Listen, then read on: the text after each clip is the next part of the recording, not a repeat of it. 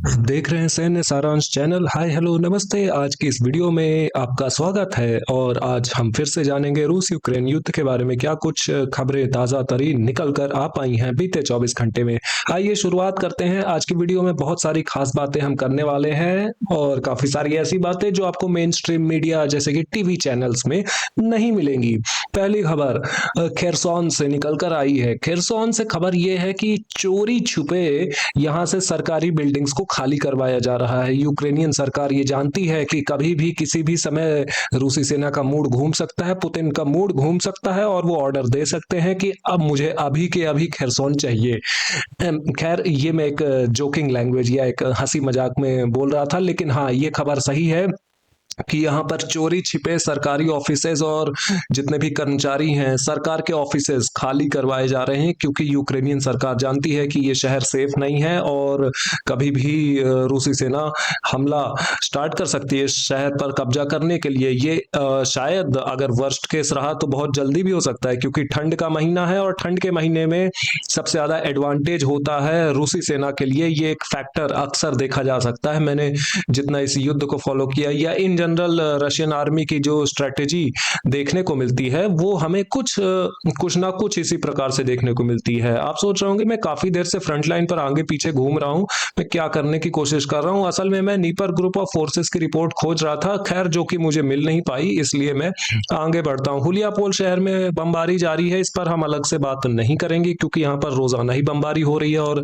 इसकी हम बातचीत कर भी चुके हैं एक दो दिन। अब इससे ज्यादा रोजाना इसी बारे में बात करने का कोई फायदा नहीं, इसलिए हम रिपोर्ट पढ़ते हैं वॉस्टॉक ग्रुप ऑफ फोर्सेस की। सीधे सीधे देखे कि यहाँ पर काफी सारे गांव का नाम लिखा है, तीखे, ओतराद, नोए, नोवोए, जापोरिजिए, ये बहुत सारे गांव के नाम लिखे हैं जो कि ऑलरेडी रूसी सेना के कंट्रोल में हैं और इनकी आधिकारिक पुष्टि की गई है आज की रिपोर्ट में रूसी रक्षा मंत्रालय द्वारा। जैसे कि एक गांव में आपको दिखाने की कोशिश करता हूं, इस पे अपने तीखे नाम से गांव अभी रीड किया होगा मैंने, जिसका नाम भी लिया। वो गांव ये है जो कि हमारे ख्याल से 3 या 4 दिन पहले हमारे मैप पर दिखा दिया गया था वीडियो सबूत के आधार पर रूसी सेना के कंट्रोल में, और आज इस चीज की पुष्टि हो चुकी है रूसी रक्षा मंत्रालय द्वारा।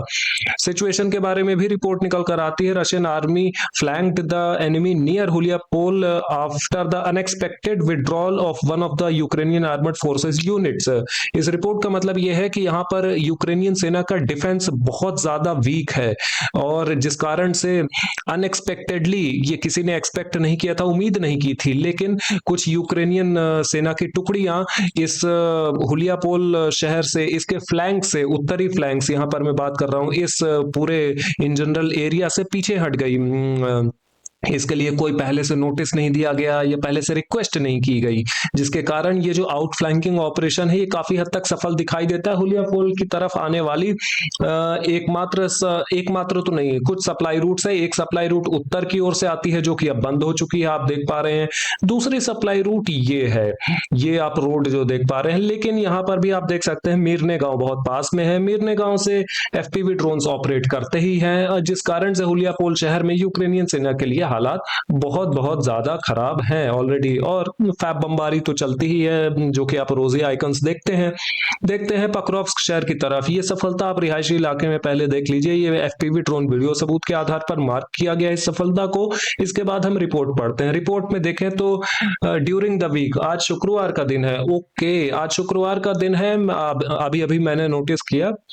और इसमें देखें तो बीते एक हफ्ते में यहाँ पर 1710 यूक्रेनियन सैनिकों का नुकसान देखने को मिला है। मैं अपनी बात को एडिट करना चाहूंगा, मैंने आपको अधूरी इंफॉर्मेशन दे दी थी बीती पिछली लाइन में। ये केवल दो शहरों का जिक्र था, पक्रोव्स्क और मिर्नोग्राड। ये जो दो शहर है इनके आसपास बीते एक हफ्ते में 1710 सैनिकों का नुकसान देखने को मिला था, यूक्रेनियन सैनिक मारे जाने वाला और घायल सैनिक। लेकिन पूरी सेंटर ग्रुप ऑफ फोर्सेस की एरिया ऑफ रिस्पॉन्सिबिलिटी को अगर हम देखें तो ये संख्या 3215 यूक्रेनियन सैनिक है और 2 टैंक्स हैं, 57 आर्मर्ड फाइटिंग व्हीकल्स हैं और कई प्रकार के नुकसान।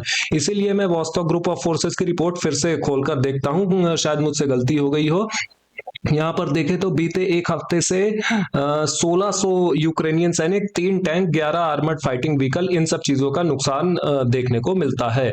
आगे बढ़ते हैं। पक्रोव्स की हमने बात कर ली। एफपीवी ड्रोन वीडियो सबूत आज रहने ही देते हैं। आज की वीडियो थोड़ा वैसे भी लंबी हो सकती है क्योंकि पॉलिटिकल अपडेट्स का कुछ है, बहुत जरूरी पॉलिटिकल अपडेट्स हैं, इसलिए मैं इसको जल्दी खत्म करना चाहता हूं। ये देख लीजिए सीवियर्स के हाल क्या है। सीवियर्स का इंसर्कलमेंट में है। वैसे ये ओपनली दिखता नहीं है, मतलब थोड़ा सा पीला इलाका ये दिखता जरूर है, लेकिन ये केवल नाम के लिए, क्योंकि कोई भी सप्लाई रूट यहाँ पर आ नहीं पा रही है सिवियर्स्क शहर की ओर। पहली सप्लाई रूट देखें, यहाँ पर इस तरीके से ये उत्तर की ओर जाती है सिवियर्स्क शहर में, लेकिन यहाँ पर पूरा एफपीवी ड्रोन कंट्रोल मौजूद है रूसी सेना का। दूसरा और आखिरी सप्लाई रूट, ये सप्लाई रूट यहाँ पर भी पूरी तरीके से एफपीवी ड्रोन कंट्रोल है रूसी सेना का, जिस कारण से इसको इंसर्कलमेंट ही मैं कहूंगा, क्योंकि ये एक्चुअली में एक इंसर्कलमेंट जैसा ही है। यू ग्रुप ऑफ फोर्सेस की रिपोर्ट, इसमें बीते एक हफ्ते में 1650 यूक्रेनियन सैनिक, 2 टैंक, 26 आर्मर्ड फाइटिंग व्हीकल्स, ये सारे नुकसान देखने को मिलते हैं। इसके बाद हम बढ़ते हैं कुपियांस्क फ्रंट लाइन में। एक छोटी सी सफलता, ये मैदानी इलाके में बहुत छोटी सी देखी गई थी। ये निचले कुपियांस्क इलाके में देखी गई थी। उत्तरी कुपियांस्क इलाके में देखें तो बहुत कुछ खास नहीं, लेकिन special UAV units of the Russian armoured forces focused solely on the destruction of Kyiv regime militias has arrived in Kupiansk sector. यहाँ पर एक खास एफपीवी ड्रोन यूनिट रूसी सेना के द्वारा भेजी गई है, जिसका मेन काम यही है कि यूक्रेनियन आर्मर्ड फोर्सेस को ज्यादा से ज्यादा नुकसान पहुंचाना। ये बहुत वेल ट्रेन और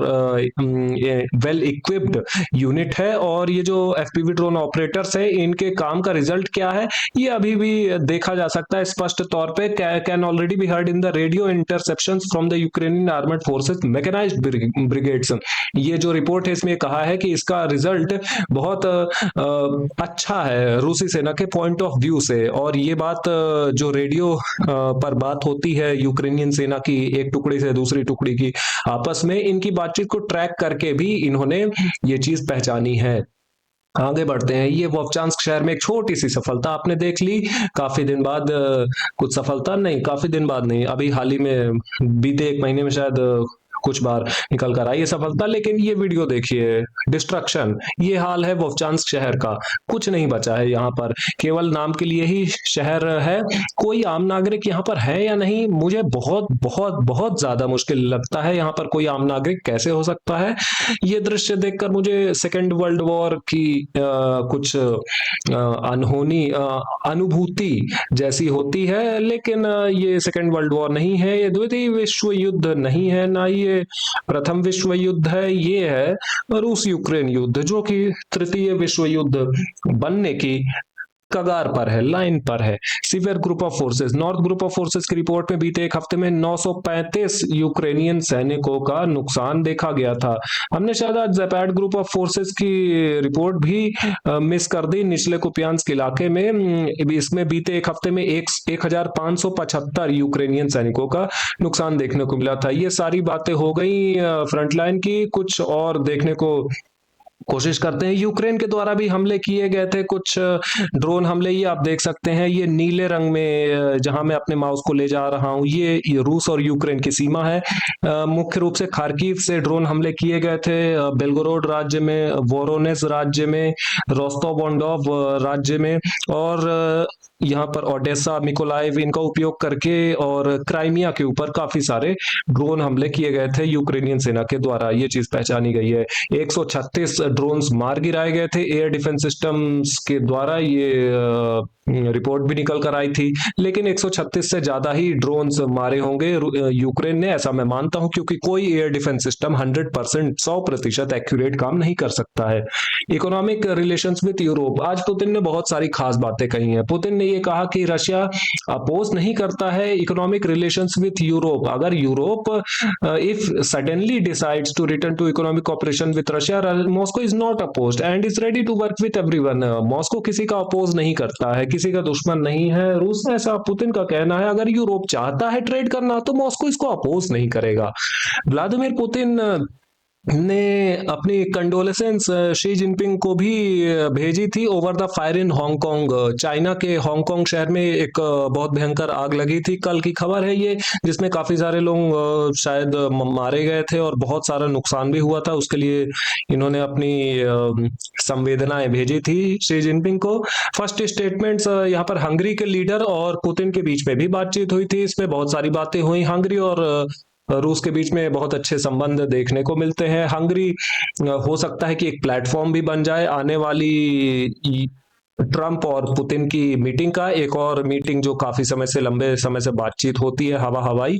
the catastrophic situation in the armoured forces of Ukraine. Putin ने बताया कि बहुत ज्यादा समस्या है यूक्रेनियन सेना के साथ। This is no joke. Imagine 3,500 लोग who can't be supplied with drones, food, uniforms और ammunition. They have been in this state for weeks. They are practically locked up. Some of our commanders are saying that some Ukrainian serviceman in this area already look like homeless people.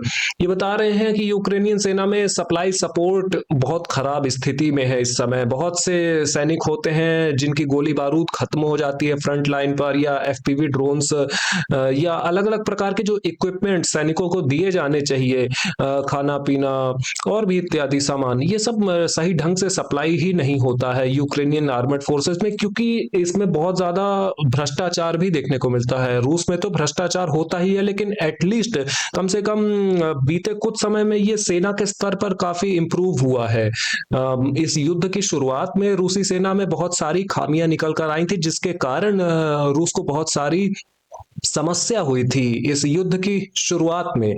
लेकिन उन चीजों से सीख लेकर आज रूस काफी कुछ इंप्रूव कर चुका है। यूक्रेन ने कितनी सीख ली है ये बता पाना थोड़ा सा, या कहें बहुत ज्यादा मुश्किल है। रूस में भी पहले भ्रष्टाचार होता था, जिसका नतीजा है कि आज रूस ये इतने समय तक ये युद्ध लड़ रहा है। अगर भ्रष्टाचार ना होता तो शायद रूसी सेना वाकई में कीव को कब्जा सकती थी, लेकिन बहुत सारे कारणों से, कुछ तो एक यूनाइटेड किंगडम के बोरिस जॉनसन नाम के इस समय पूर्व प्रधानमंत्री है, उस समय के प्रधानमंत्री थे, उन्होंने भी बहुत सा रायता फैलाया था इस युद्ध में।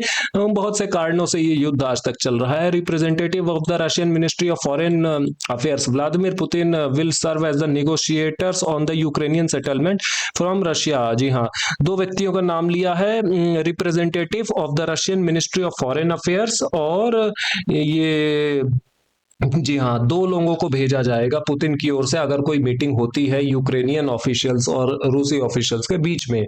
CSTO pose no threat to anyone but must be prepare to repel any aggression. CSTO के बारे में भी बात की थी। हालांकि सीएसटीओ पर मैं अपनी पर्सनल एक राय कहना चाहूं तो सीएसटीओ का कोई औचित्य नहीं है आज की डेट में। सीएसटीओ में का फुल फॉर्म है कलेक्टिव सिक्योरिटी ट्रीटी ऑर्गेनाइजेशन, जिसमें कि रूस, बेलारूस और कुछ सेंट्रल एशियन कंट्रीज और आर्मेनिया है, जिसका कोई सेंस नहीं है। आज की डेट में आर्मेनिया पार्टिसिपेट भी करता नहीं है। कुल मिला के रूस, बेलारूस और कुछ 2-3 सेंट्रल एशियन कंट्रीज का ये ग्रुप है, जिसमें कि मुख्य मिलिट्री पावर अकेला रूस ही है, क्योंकि सेंट्रल एशियन कंट्रीज के पास कोई बहुत बड़ी आर्मीज है नहीं, ना ही बेलारूस के पास है। बेलारूस खुद रूस की प्रोटेक्शन में रहता है, जिस कारण से इस सीएसटीओ संगठन का कोई मतलब नहीं। जितना सीएसटीओ पावरफुल है उतना रूस अकेले पावरफुल है। ये नाटो जैसा सीन नहीं है जहां पर थोड़ी बहुत पावर यूरोप भी प्रोजेक्ट शायद कर सके, शायद। This will destroy Ukraine's political system in all direction. Dmitry Peskov ने बताया कि ये जो करप्शन स्कैंडल सामने आ रहे हैं, ये यूक्रेन का पूरा पॉलिटिकल सिस्टम को पूरी तरीके से तबाह कर सकते हैं, सभी तरीके से। और यूक्रेन में अगर मैं अपनी एक राय बताऊं तो पॉलिटिकल सिस्टम अगर पूरी तरीके से ध्वस्त हो गया तो एक सिविल वॉर जैसी स्थितियां निर्मित हो सकती हैं। एक्चुअली में अगर जेलेंस्की आज कुर्सी छोड़ भी देते हैं तो भी स्थितियां इतनी आसान नहीं है। आज भी एक सिविल वॉर का खतरा यूक्रेन के ऊपर बहुत ज्यादा है।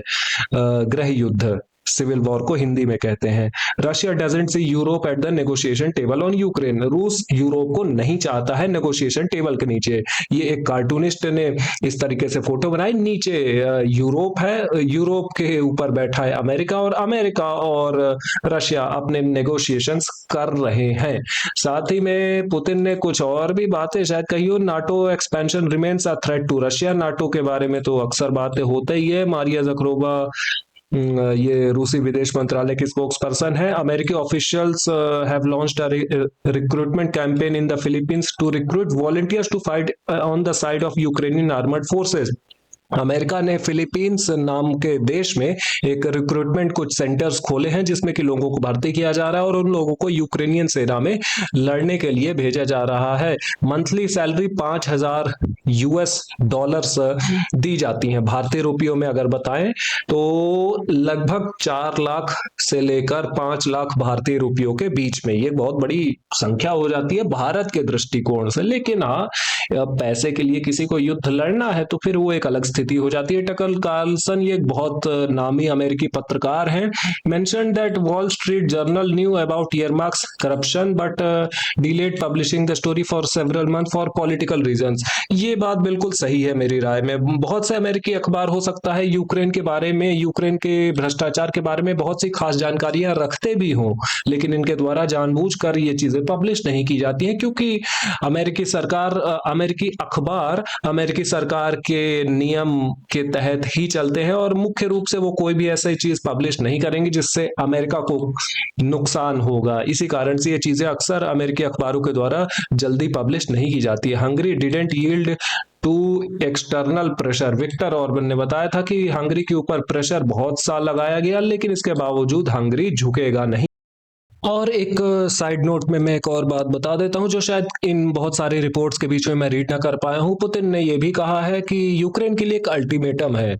यूक्रेनियन सेना डॉनबास की धरती छोड़ दे, अपनी मर्जी से यूक्रेन की सरकार मान जाए, या फिर रूसी सेना बाई फोर्स डॉनबास की धरती को आजाद करवाएगी। इस बात का एक सीधा सा मतलब मैं आपको बताऊं तो जब तक डॉनबास की धरती पर, डॉनबास यानी डोनेट्स्क और लुहांस्क राज्य की पूरी धरती पर रूस का कब्जा नहीं हो जाता, एटलीस्ट तब तक रूस शांति के लिए सीरियस नहीं होगा। क्योंकि अभी रूस का कोई मतलब नहीं है। अगर आज इन बातों पर मान जाता है रूस और डोनेट्स्क की धरती छोड़ देता है, जो कुछ थोड़ी बहुत अभी बची हुई है, तो ये रूस के लिए एक युद्ध में हार जैसा साबित होगा। इतने लंबे समय तक युद्ध लड़ने के बाद 2014 से ये स्ट्रगल जारी है। अगर 2014 से लेकर आज 25 हो गए, 11 साल में 2 राज्य पूरी तरीके से रूस नहीं कब्जा पाता है, तो ये रूस के लिए एक कैटास्ट्रॉफी होगी और इससे पुतिन का